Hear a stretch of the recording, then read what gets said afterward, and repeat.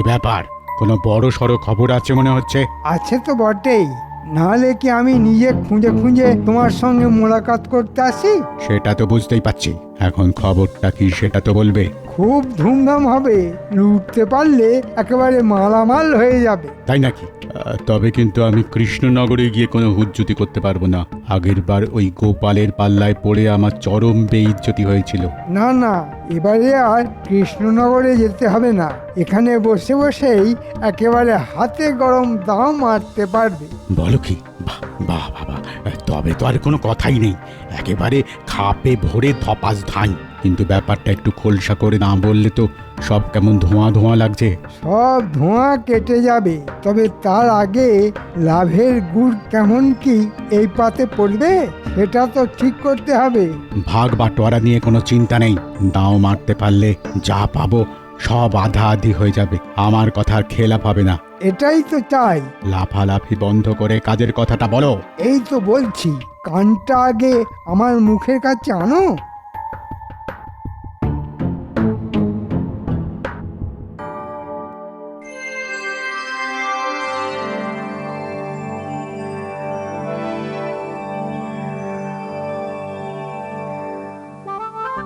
সকাল সকাল মহারাজের এই হাসি মুখ দেখলেই না মনটা কেমন খুশি খুশি হয়ে যায়। এমনিতেই তো মহারাজের মনে এখন খুশির লাড্ডু গড়াগড়ি খাচ্ছে, তাই আমাদের মনটাও খুশিতে একেবারে ভরে যাচ্ছে।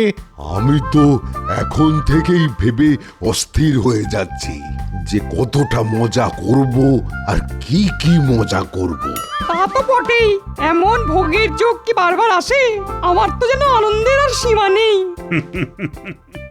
তা ঠিক, তা ঠিক, আনন্দ আমারও হচ্ছে বটে। তবে আরো যেটা ভালো লাগছে সেটা হলো এই তোমরা সবাই কেমন চাঁদ পানা মুখ করে বসে আছো, কিন্তু কই তাকে তো দেখছি না। উফ, কি আনন্দ, কি আনন্দ!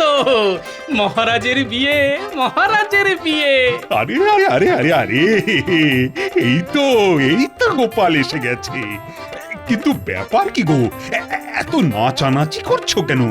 এখন নাচবো না তোর কখন নাচবো মহারাজ?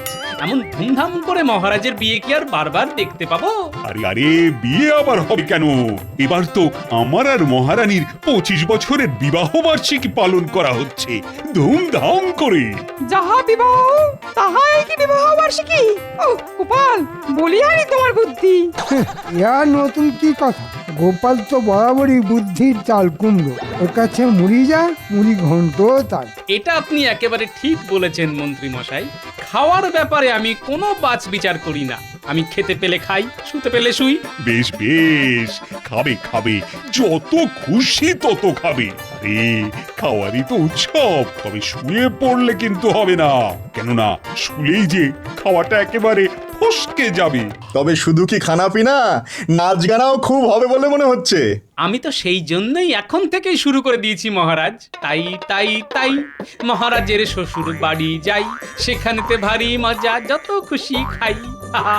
কোনো চিন্তা নেই গোপাল, আমি বিশেষ হজমি পাচন বানিয়ে রেখেছি। যত খুশি খাও আর পেটের গন্ডগোলের কথা ভুলে যাও। দিলে একটু সব দিক যাতে সামলানো যায় তেমন ব্যবস্থা করে দিন রাজবৈদ্য। মানে খাওয়া থেকে ঘুম কোনোটাতেই যেন সমস্যা না হয়। বেশ বেশ, তাহলে না হয় ওই ঘুম থেকে খাওয়া আর আশা থেকে যাওয়া, এই সব সমস্যারই আলাদা আলাদা বড়ির ব্যবস্থা করে দেব। বড়ি হোক আর বড়া, যা আছে সব জড়ো করে ফেলো। হাতে তো আর সময়ও বেশি নেই। কাল বাদে পরশু মহারানী তার বাপের বাড়ি থেকে বধূর সাজে কৃষ্ণনগরে আসবে, সেই ঠিক যেমন এসেছিল 25 বছর আগে। আর আপনিও তবে ওই সেজে বসে থাকবেন বরের সাজে, বেশ হাসি হাসি মুখ করে।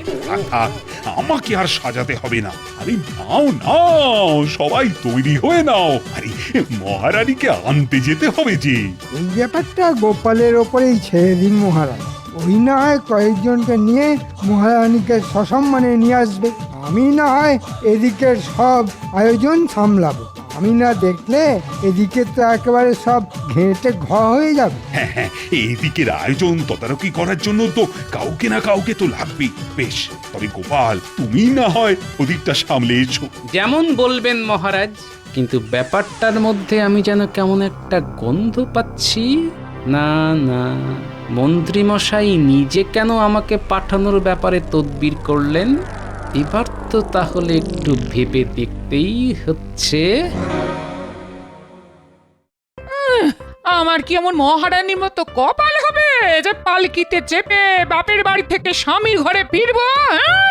আমাকে এইখানে থেকে সারা জীবন পড়ে পড়ে কপাল ঠুকে মরতে হবে। হ্যাঁ, সে যা করতে হবে করো, তবে আমার জামা কাপড় জুতো সব একটু গুছিয়ে রেখো। বয়ে গেছে আমার গুছোতে। যাবে নিজে ফুর্তি করে মহারানীকে পালকিতে চাপিয়ে কৃষ্ণনগরে আনতে, আর তার জন্য আমাকে সব গুছিয়ে দিতে হবে। হ্যাঁ, আরে বাবা, একটু সাজিয়ে গুছিয়ে না দিলে মহারানীর বাড়িতে তোমার বরের মান সম্মান থাকবে গিন্নি? বলি থাকলো না চুরি হয়ে গেল, তাতে আমার ভারী বয়েই গেল। নিজের যা যা লাগবে নিজে বুঝে নেবে, আমি তার জন্য অমন ব্যাগ আর খাটতে পারবো না। হ্যাঁ, না না দাদু, এটা কিন্তু একেবারে ঠিক কথা। তুমি দিদাকে কারণে অকারণে খুব খাটাও। তুমি কিচ্ছু চিন্তা করো না দিদা, আমি তোমার পাশে আছি। তোমার খাটনি আমি মুখ বুজে মেনে নেব না। চলছে না, চলবে না, দিদাকে বেগার খাটানো চলছে না, চলবে না।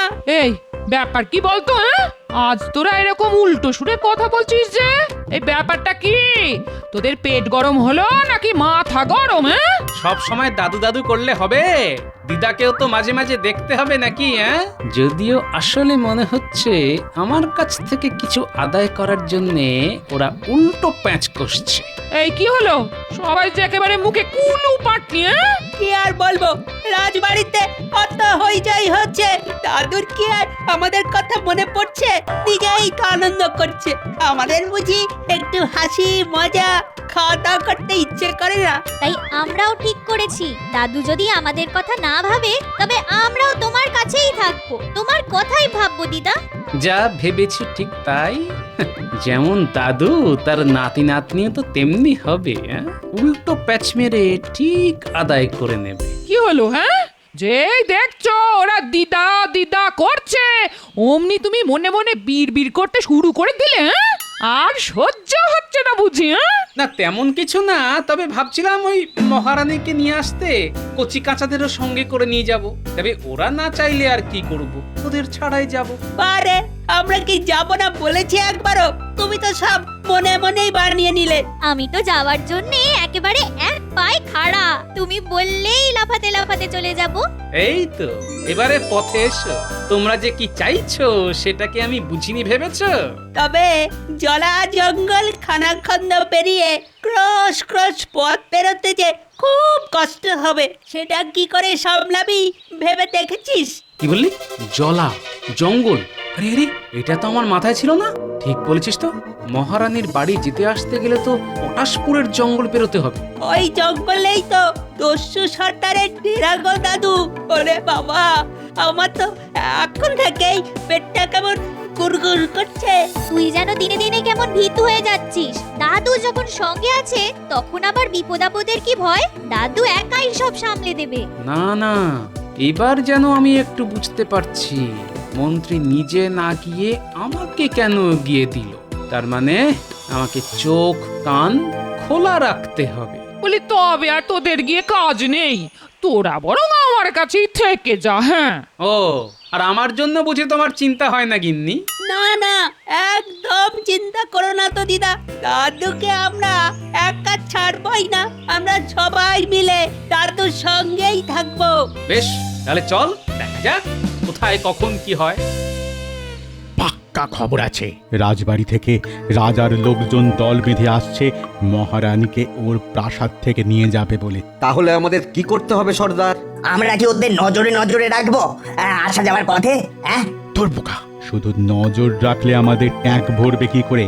আমাদের তো এই তালে মোটা মাল করে গিড়িয়ে ফেলতে হবে। তাহলে ওরা যখন এই পথ দিয়ে ফিরবে তখনই না হয় ওই ঝাঁপিয়ে পড়ে চোটপাট করে লুটপাট চালাবো। কি বলো সর্দার? আর তারপরে মহারাজের লেঠেল বাহিনীর হাতে কচু কাটা হব। এই রে, এইটা তো মাথায় ছিল না। হ্যাঁ হ্যাঁ হ্যাঁ, তাও তো বটে, মহারানীকে পাহারা দিয়ে নিয়ে যাওয়ার জন্য লোক লস্কর তো লাগবেই। হ্যাঁ, তাহলে আমরা কি করব সর্দার? ছোপ বুঝে কোপ মারবো? না না, যা করার সেটা একেবারে মাথা খাটিয়েই করতে হবে। তার মানে সর্দার মাথা খাটিয়েই ফেলেছে, এবারে শুধু কথা মতো কাজ করলেই কেল্লা ফতে। মাথা তো খাটিয়েছি বটেই, তবে এবার শুধু তককে তককে থাকা। ওরা সবাই আসছে সর্দার। লেটেল বাহিনীর সঙ্গে সাধারণ কিছু প্রজাও আছে দলে। হ্যাঁ, তা তো থাকবেই, তেমনই তো কথা ছিল। তাহলে আর দেরি করা যাবে না। নে নে নে, সবাই তৈরি হয়ে নে। ওই লোকজনের ভিড়ে মিশে গিয়ে সবাই মহারানীর প্রাসাদে যাবে। আর তারপরে তোদের কোনো চিন্তা নেই, আমি নিজে থাকবো তোদের সঙ্গে, ঠিক আছে?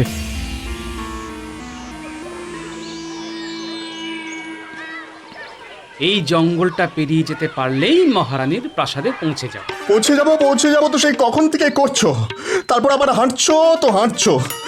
বাবারে বাবা, আমি যে আর পারি না। না, এর থেকে মন্ত্রীমশাইয়ের সঙ্গে কৃষ্ণনগর থেকে সবকিছু তদারকি করলেই কাজ দিত। আরে সে কি, এসব আবার কি কথা? এখন এইটুকু পথ আসতেই যদি গলদঘর্ম অবস্থা হয়, তবে খ্যাটন করে ফেরার সময় কি হবে? তখন যা হবে হবে। এখন তো হাঁটতে হাঁটতে হাঁটুতে ঠোকাঠুকি লাগছে। ওরে বাবারে, আরে কে কোথায় আছো গো? আমি একটু ঠান্ডা জল খাবো। ওরে বাবা, ওরে বাবা। যার যা খাওয়া সেটা একেবারে মহারানীর প্রাসাদে গিয়েই খাবে। ততক্ষণে খিদেটা জমে একেবারে ক্ষীর হয়ে যাবে। ক্ষীর হোক আর দুধ, খাতির ভালোই হবে। তবে গোপাল যেভাবে নিজেই দায়িত্ব নিয়ে আমাদের তাড়িয়ে তাড়িয়ে নিয়ে যাচ্ছে, তাতে মনে হচ্ছে আমার হাতের বালা লাঠিটাও তোমার হাতে দিয়ে দিই। দেখুন লেঠেল প্রধান, মহারাজ তো আপনাদের বাহিনীর সবার জন্যই এইরকম লাঠির আর বালার ব্যবস্থা করেছেন। বাকিদের জন্য যদি তেমন কিছু ভাবতেন, তবে সাজটাও জমতো আর আর হাতটাও বেশ ভরা ভরা লাগতো। কি করলে কি হতো সেসব কথা এখন থাক না ভাই। চলো চলো, আমরা মহারানীর প্রাসাদে যাই, চলো।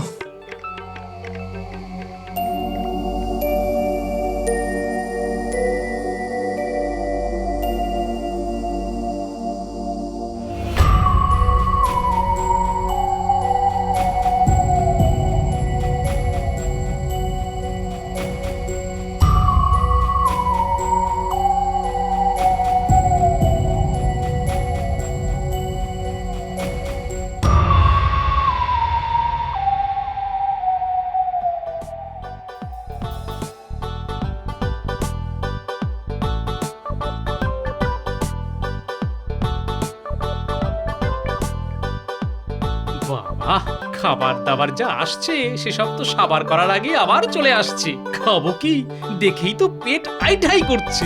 না না, আমি কষ্ট করে হলেও ঠিক খেয়ে নেবো। খাবার জিনিসে না বললে ঠাকুর রাগ করেন। হ্যাঁ, তবে আর কি, টক ঝাল মিষ্টি গুনে গুনে দু চারটি নয়, একেবারে বেশটি করে খান। সবাইকে তো খেতে বলছো, কিন্তু তুমি খাবে না দাদু? আমরা কিন্তু পেট ভরে খেয়েছি, আমার পেটে আর একটুও জায়গা নেই। আমার তো পেট এমনিতেই ফুলের জয় ঢাক হয়ে গেছে। এবার ভাবছি একটু ভেবে ভেবে খাবো, বুঝলি? তবে দাদু, তুমি কিন্তু একটু দেখে শুনে খেও।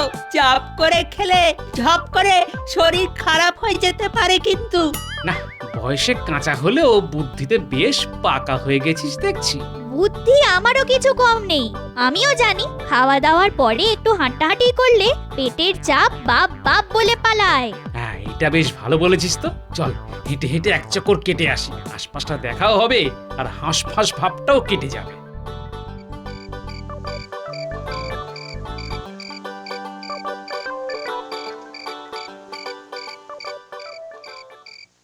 কি সবাই কি ঝুপ করে ঘুমিয়ে পড়লো নাকি? সব কেমন চুপচাপ হয়ে গেছে দেখো। তাই তো দেখছি, ওদিকে আমাদের লোকজনেরাই বা কি করছে কে জানে। কাল সকাল সকালই তো বেরিয়ে পড়তে হবে আমাদের। ওই তো ওদিকের ঘরটায় আছে বলে মনে হচ্ছে সবাই। চলো তো গিয়ে দেখি কি চলছে ওদিকে। কি আবার হবে, দেখবি হাঁক পাক করে খেয়ে লেঠেল আর লোক লস্কররা এখন নাক ডেকে ঘুমোচ্ছে।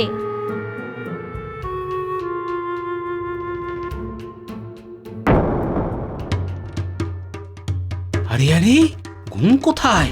এরা তো ধুমধাম করে খাওয়া দাওয়া করছে। আমার যে একটা খটকা লাগছে। সে কি গো গোপাল দাদু, খটকাটা আবার কি? সেটার জন্য যে তোদের একটু নজরদারি করতে হবে। ওই দেখো দাদু, একজন আবার খাবার কোথাও সাবার করার মতলব করছে। সেটাই তো দেখছি। না না, আর দেরি করলে হবে না, তোরা ওর উপর নজর রাখ, আমি ততক্ষণ আমার মতো করে খুঁটি সাজাই।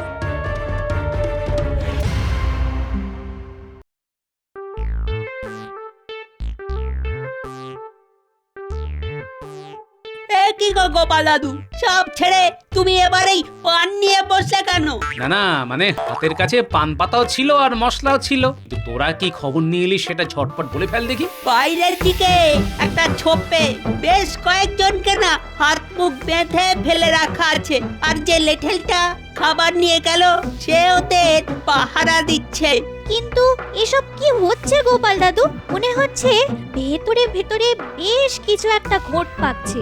আমরা তো আবার আড়ি পেতে এটাও শুনলাম যে একজন লেঠেল বলছে যা পাবো মন্ত্রীমশাইয়ের সঙ্গে আধা আধি ভাগ করে নিতে হবে। তার মানে যেটা ভাবছিলাম সেটাই তাই, আর তাই যে আয়োজন করছি সেটাও ঠিকঠাক করে ঠিকঠাক জায়গায় পৌঁছে দিতে হবে। তবে তুমি কি সবাইকে পান খাওয়াবে নাকি দাদু? না না না না, এই পান তো তারাই খাবে যারা ভরপেট খেয়ে এখন আনচান আনচান করছে। এখন শুধু একজন ভৃত্য ডেকে এই সব পান ওই লেঠেলদের ঘরে পৌঁছে দিতে হবে। আজ এই পর্যন্তই, বাকি কাজ কাল সকালে হবে। কি যে হচ্ছে আমি তো কিছুই বুঝতে পারছি না। এদিকে মহারানীর পালকি তৈরি, মহারানী তৈরি সেজে গুজে, আর আমাদের লিটল বাহিনী কিনা নাক ডেকে ঘুম দিচ্ছে।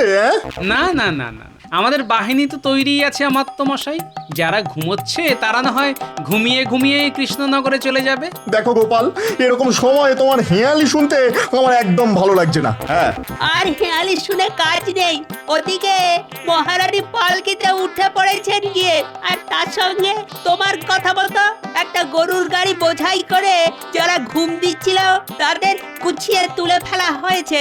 ব্যাস ব্যাস, তবে আর কি, ব্যবস্থা যখন হয়ে গেছে তখন দেরি না করে তাড়াতাড়ি যাত্রা শুরু করাই তো ভালো।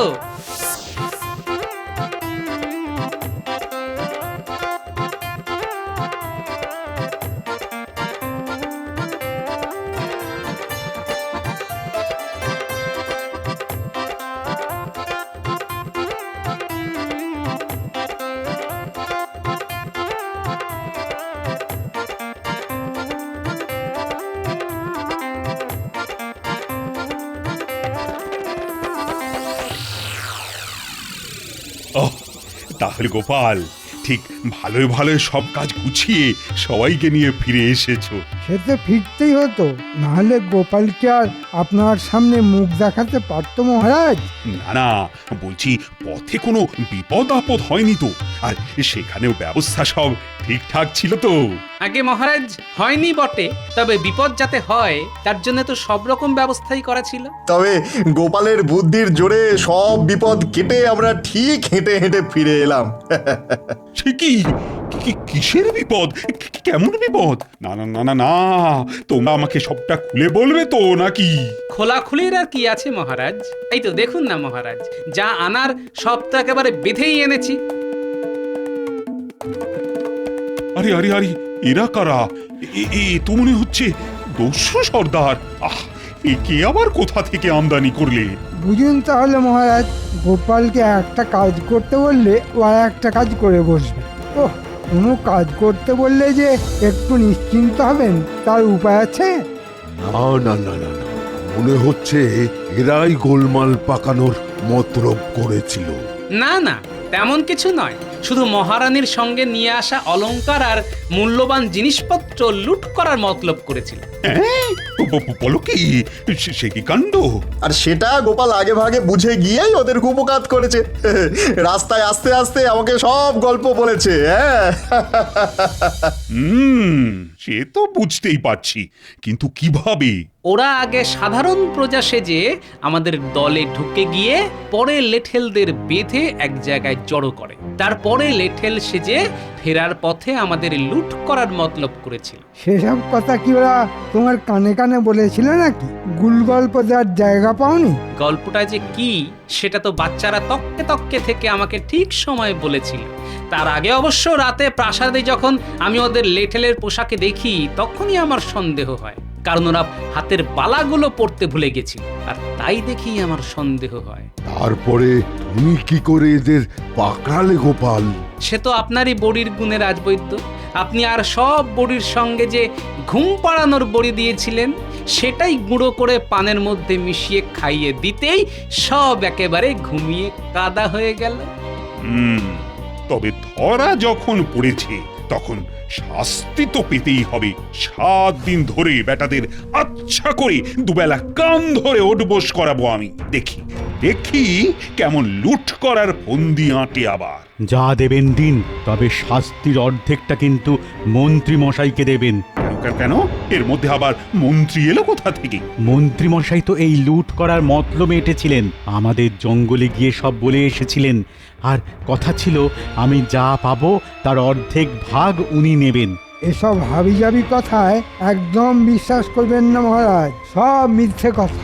কথা যখন হয়েছে তখন মিথ্যে হোক বা সত্যি, শাস্তি তো ভাগ করে নিতেই হবে মন্ত্রী মশাই। ছি ছি ছি ছি মন্ত্রী, তোমার পেটে পেটে কিনা এই মতলব ছিল? না না না না, তোমাকেও শাস্তির ভাগ পেতে হবে, কোনো ছাড়াছাড়ি নেই। এবারের মধ্যে ছেড়ে দিন মহারাজ, এমন আর কোনোদিন হবে না। আমি এই নাক মুলছি, কান মুলছি মহারাজ, আর কোনোদিন হবে না। যত যাই করো না কেন আমি কোনো কথা শুনছি না। তবে আমার বিবাহ বার্ষিকী যাতে মাঠে মারা না যায় তার জন্য গোপাল যা করেছে তার সত্যি কোনো তুলনা হয় না। আর সেই জন্য মন্ত্রীকে শাস্তি দেওয়ার পাশাপাশি গোপালকে আমি বিশেষ পুরস্কার দেব। মহারাজের বিবাহ বার্ষিকী জমে একেবারে ক্ষীর হয়ে গেল।